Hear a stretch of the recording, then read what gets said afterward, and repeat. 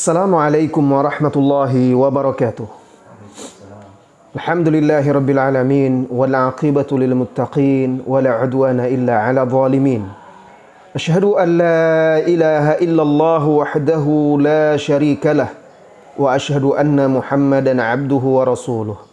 Sallallahu alaihi wa ala alihi wa ashabihi wa man sara ala nahjihi wa tamassaka bi sunnatihi ila yaumiddin. Wasallama tasliman katsira, amma ba'd. Ma'asyiral muslimin wal muslimat, saudara-saudari kaum muslimin dan muslimat yang semoga senantiasa dirahmati dan diberkahi oleh Allah Subhanahu wa taala. Di antara perkara yang menjadi perbincangan di tengah kita, di tengah kaum muslimin, dan menjadi perdebatan sebagian dari kaum muslimin juga, yaitu tentang keutamaan malam nisfu Sya'ban, malam Lailatul Nisfi min Sya'ban, atau malam pertengahan bulan Sya'ban, serta hukum berpuasa di siang harinya. Nah, ada pembicaraan kaum muslimin seputar ini. Bahkan ada juga perdebatan-perdebatan seputar masalah ini. Apakah disyariatkan atau dianjurkan kita menghidupkan malam pertengahan, malam nisfi Sya'ban, malam pertengahan bulan Sya'ban dengan ibadah-ibadah tertentu, salat-salat tertentu, dan apakah juga disyariatkan secara khusus berpuasa di siang harinya. Nah, pada kesempatan ini kita akan nukilkan beberapa hadis seputar masalah ini, dan juga kita nukilkan pendapat ulama-ulama tentang hadis ini. Yang pertama, hadis tentang puasa khusus di pertengahan bulan Sya'ban atau Saumun Nisfi min Sya'ban. Ibnu Majah meriwayatkan dari Al-Hasan Ibnu Ali Al-Khallal. Dan Al-Hasan Ibnu Ali Al-Khallal ini mengatakan, telah menyampaikan kepada kami Abdul Razak. Abdul Razak berkata, telah menyampaikan kepada kami Ibnu Abi Sabrah dari Ibrahim bin Muhammad dari Muawiyah bin Abdullah bin Ja'far dari ayahnya dari Ali bin Abi Thalib radhiyallahu anhu qala, qala Rasulullah sallallahu alaihi wasallam, idza kanat lailatun nisfi min Sya'ban faqumu lailaha wa sumu naharaha fa inna Allaha yanzilu fiha li ghurubi syamsi ila sama'id dunya fayaqulu ala min mustaghfirin li fa aghfir lah, ala mustarziqin fa arzuqah, ala mubtala fa u'afiyah, ala kadha hatta yatlu'al fajru. Artinya, Ibnu Majah meriwayatkan dengan sanad yang kita sebutkan tadi sampai kepada Ali bin Abi Thalib radhiyallahu anhu. Ia berkata, Rasulullah sallallahu alaihi wasallam bersabda, "Idza kanat lailatun nisfi min Sya'ban." Apabila datang malam pertengahan bulan Sya'ban, faqumu lailaha, maka qumu itu qiyam, maksudnya salat di malamnya. Maka hidupkanlah malamnya dengan solat. Wasumu naharaha, dan berpuasalah di siang harinya. Fa inna Allaha yanzilu fiha, sesungguhnya Allah Subhanahu wa taala turun pada malam itu li ghurubis syamsi, mulai dari terbenam matahari, ila sama'id dunya, ke langit dunia. Fayaqul, lalu Allah berfirman, ala min mustaghfirin li fa'aghfiralah, adakah orang yang beristighfar memohon ampunan kepadaku agar aku mengampuninya? Ala mustarzikin fa'arzuqah, adakah hamba-hambaku yang meminta rezeki kepadaku pada malam hari ini, maka aku memberinya rezeki? Ala mubtala fa'u'afiyah, atau adakah yang sedang diuji dengan sakit, dapat musibah sehingga aku menyembuhkannya? Ala kadza, adakah yang begini dan begini? Maksudnya pada malam itu Allah turun ke langit dunia mulai dari terbenam matahari hatta yatla'il fajar, sampai terbit fajar, menanti hamba-hambanya yang berdoa agar Allah kabulkan permintaannya. Nah, ini hadis diriwayatkan oleh Ibnu Majah ini menjelaskan tentang keutamaan malam pertengahan bulan Sya'ban dan siangnya, di mana di hadis ini diperintahkan atau dianjurkan untuk menghidupkan malamnya dengan sholat, dengan ibadah, dan siangnya dengan puasa. Nah, hadis ini menjadi dasar bagi sebagian kaum muslimin untuk mengkhususkan malam nisfu Sya'ban dan siangnya dengan ibadah. Malamnya dengan sholat, taubat, zikir, istighfar, dan siangnya dengan berpuasa. Lalu, apa pendapat ulama-ulama kita tentang hadis ini? Nah, saya akan nukilkan pendapat-pendapat ulama kita tentang hadis ini. Al-Imam Ibnul Jauzi rahimahullahu ta'ala, beliau di dalam kitab Al-Ilal Al-Mutanahiyah, beliau berkata,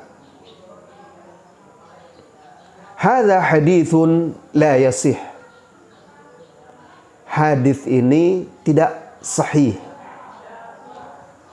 Dan Al-Imam Al-Iraqi juga berkata, isnaduhu dhaif.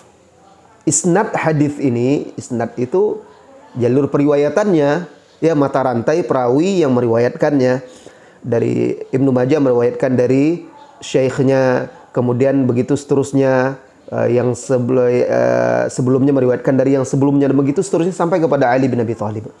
Nah, isnadnya ini kata Al-Imam Al-Iraqi dalam takhrij Ihya Ulumuddin, katanya isnadnya lemah.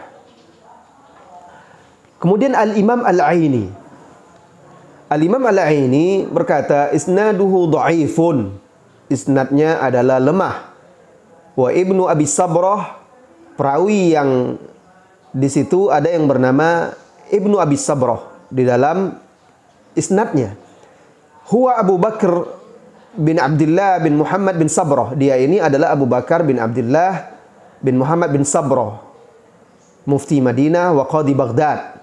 Dia seorang mufti di Madinah dan juga qadi di Baghdad. Dhaif. Dia ini dalam meriwayatkan hadis dhaif.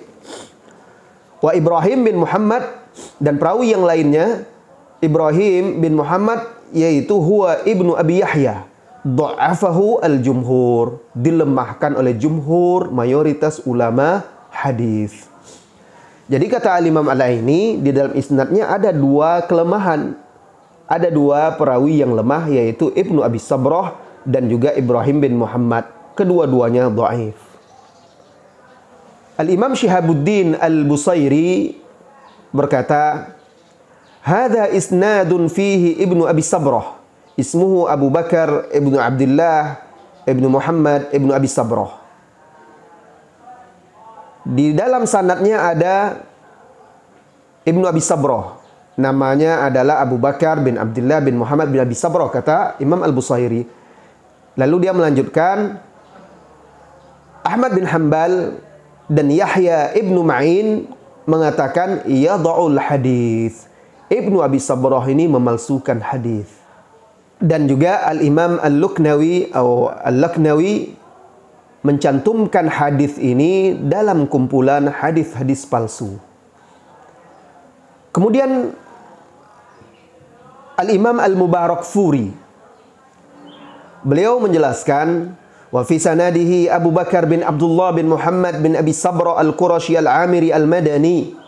Di sanadnya ada perawi yang bernama Abu Bakar bin Abdullah bin Muhammad bin Abi Sabrah Al-Qurashi Al-Amiri Al-Madani.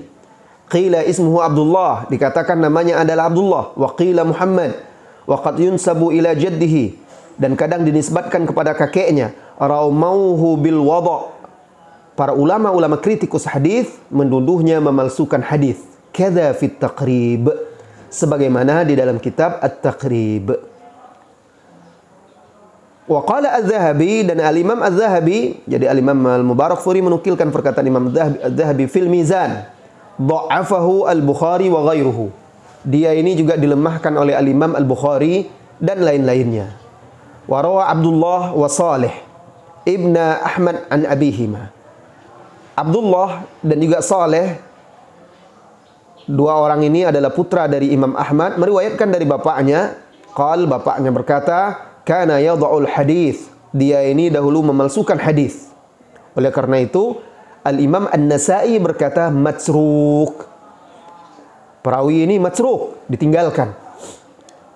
Nah, ini pendapat ulama-ulama klasik ya. Ulama-ulama ahli hadis klasik, yang mana mereka ini adalah para rujukan-rujukan di dalam ilmu hadis. Mereka menyatakan bahwa salah seorang perawinya ini ada yang suka meriwayatkan hadis palsu atau memalsukan hadis. Oleh karena itu, ulama-ulama yang kontemporer, ulama khalaf, ulama belakangan juga melemahkan hadis ini. Di antaranya Syekh Al-Albani, mengikuti ulama-ulama terdahulu juga. Beliau mengatakan hadis ini dhaifun jiddan au maudhu'. Hadis ini sangat lemah atau palsu. Nah, saudara-saudari kaum muslimin dan muslimat.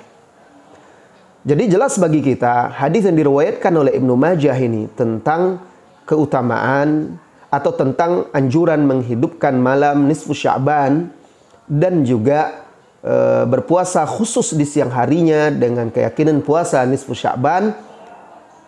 Hadisnya ternyata minimal dhaif jiddan, dhaif sekali. Bahkan sebagian ulama menilainya sebagai hadis palsu. Maka tidak boleh dijadikan sebagai landasan suatu ibadah atau landasan untuk meyakini atau mengamalkan ibadah yang dianggap sunnah atau dianjurkan berpuasa khusus di pertengahan bulan Sya'ban. Karena ada perawinya tadi yang lemah sekali, dikatakan oleh para ulama dhaif, lemah, dikatakan oleh ulama juga dia itu matsruk, seperti kata Imam An-Nasa'i, atau yadha'ul hadis, kata Imam Ahmad dan Yahya bin Ma'in. Dan masih banyak lagi ulama-ulama lain yang melemahkannya, seperti Ali ibn al-Madini. Imam Ali ibn al-Madini juga mengatakan kana dha'ifan fil hadis. Dia ini, Ibnu Abi Sabrah ini dhaif dalam hadis.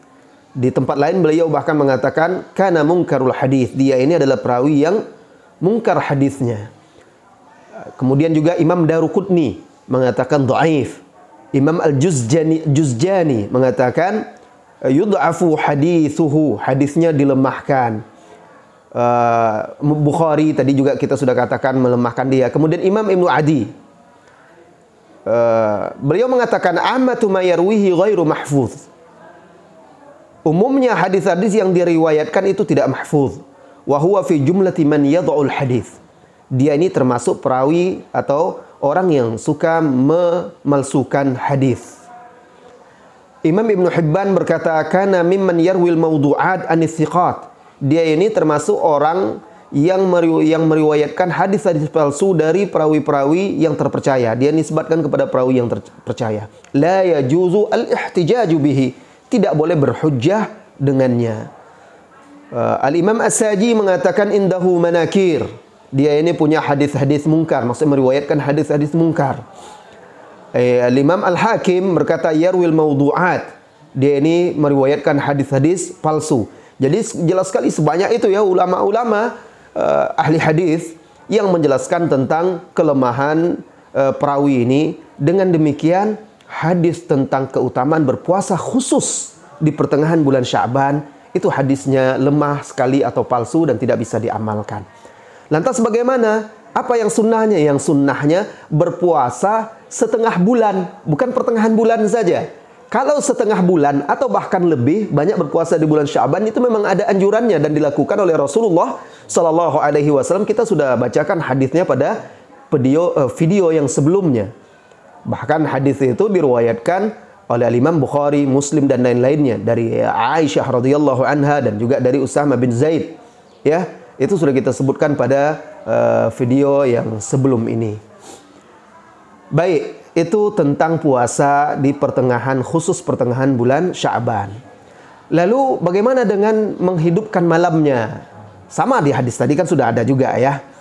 Namun begitu, ada hadis-hadis yang menjelaskan keutamaan malam itu.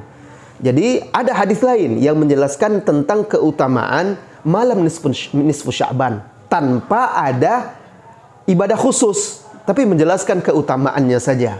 Nah, kita akan bacakan hadis-hadis ini di antaranya hadis yang diriwayatkan oleh Al-Imam Al-Bazzar dari Abu Bakar As-Siddiq radhiyallahu anhu. Rasulullah sallallahu alaihi wasallam bersabda, "Idza kanat lailatun nisfi min Sya'ban, yanzilullahu tabaraka wa ta'ala ila sama'id dunya fayaghfir li ibadihi illa makain min musyrikin aw musyahin li akhihi." Kata Rasulullah sallallahu alaihi wasallam, apabila telah datang malam pertengahan Sya'ban, Allah tabaraka wa ta'ala turun ke langit dunia, kemudian Allah mengampuni hamba-hambanya kecuali orang-orang musyrik atau yang mendendam kepada saudara-saudaranya, yang bermusuhan dengan saudara-saudaranya sesama muslim.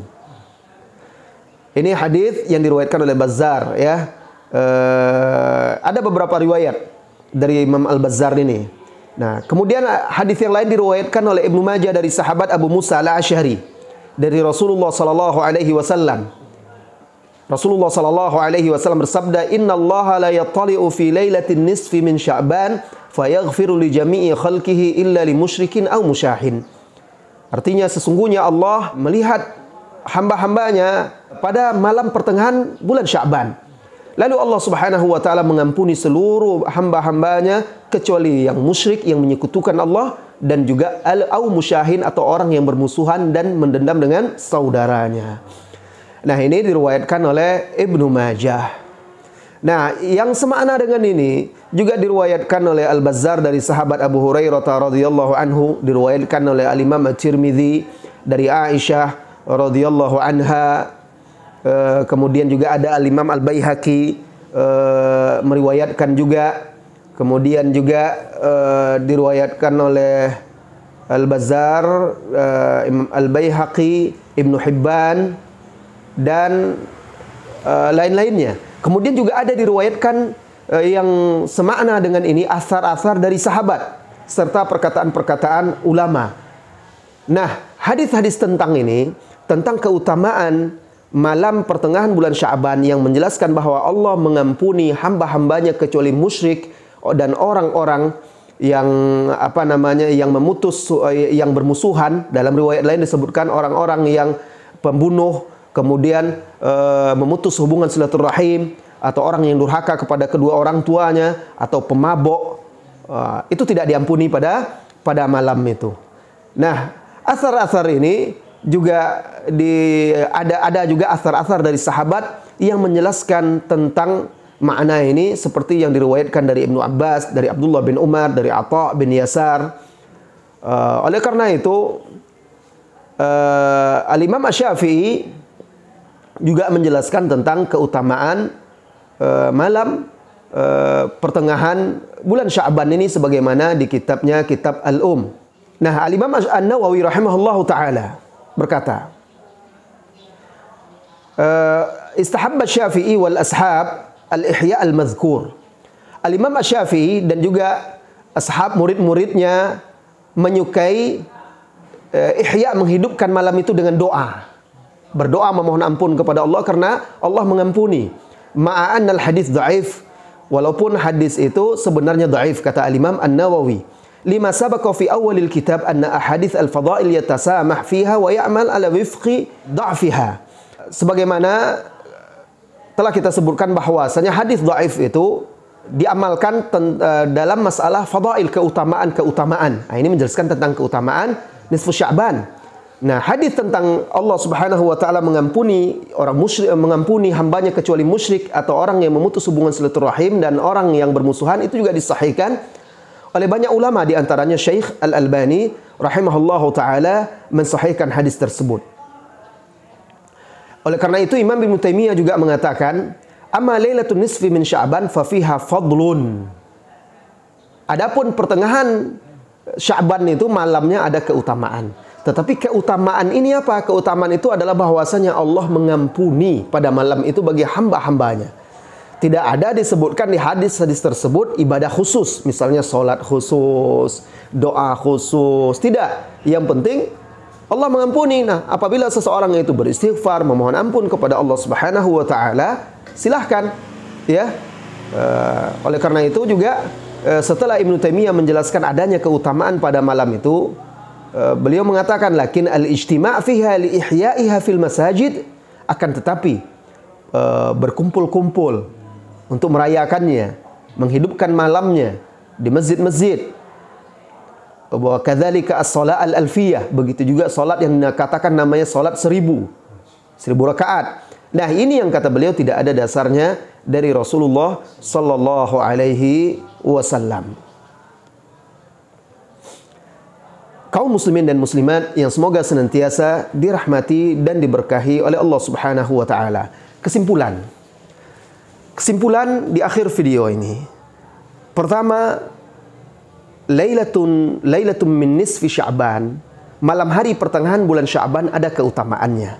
Hadis-hadisnya tadi ada dari Aisyah, dari Abu Hurairah, ya, diriwayatkan oleh Ibnu Majah, At-Tirmidzi, diriwayatkan oleh Al-Imam Al-Baihaqi, Al-Bazzar, dan hadis ini disahihkan oleh sebagian ulama, termasuk salah seorangnya Syekh Al-Albani rahimahullahu taala.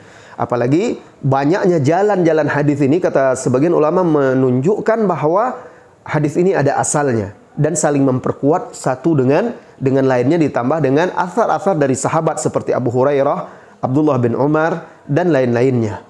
Nah, jadi malam pertengahan bulan Sya'ban ada keutamaannya. Apa keutamaannya? Keutamaannya bahwa Allah mengampuni hamba-hambanya kecuali orang musyrik, kemudian orang yang bermusuhan dan mendendam, orang yang memutus silaturahim, orang yang durhaka kepada kedua orang tuanya, orang yang membunuh, dan juga para pemabuk atau pecandu khamar. Maka hendaklah kita pada malam hari itu bersihkan hati kita dari dengki, iri hati, mendendam, saling memaafkan, hati kita itu ridho terhadap saudara-saudari kita, dan juga tidak berbuat durhaka, tidak memutus silaturahim, agar kita mendapat ampunan dari Allah Subhanahu wa taala. Ini poin pertama. Poin yang kedua, tidak ada ibadah khusus pada malam hari itu. Silakan yang mau berdoa, tapi tidak ada salat khusus, ibadah khusus. Sebagaimana siang harinya, siang pertengahan bulan Sya'ban juga tidak ada puasa khusus nisfu Sya'ban. Kenapa? Karena hadisnya tadi sudah kita jelaskan, hadisnya lemah sekali atau palsu. Hadis yang diriwayatkan oleh Ibnu Majah tadi, ya, Ibnu Majah tadi, dan sudah kita jelaskan pendapat-pendapat ulama. Nah, ini dia kesimpulan tentang pertengahan bulan Sya'ban, agar bisa menjadi perhatian bagi kita, sehingga kita betul-betul berusaha mendapatkan ampunan dari Allah Subhanahu wa taala pada pertengahan bulan Sya'ban. Dengan cara apa? Cara mengikuti sunnah Rasulullah sallallahu alaihi wasallam dan tidak mengamalkan sesuatu yang tidak dianjurkan, diajarkan oleh Rasulullah sallallahu alaihi wasallam. Wassallallahu wasallama ala nabiyyina Muhammad walhamdulillahi rabbil alamin. Assalamualaikum warahmatullahi wabarakatuh.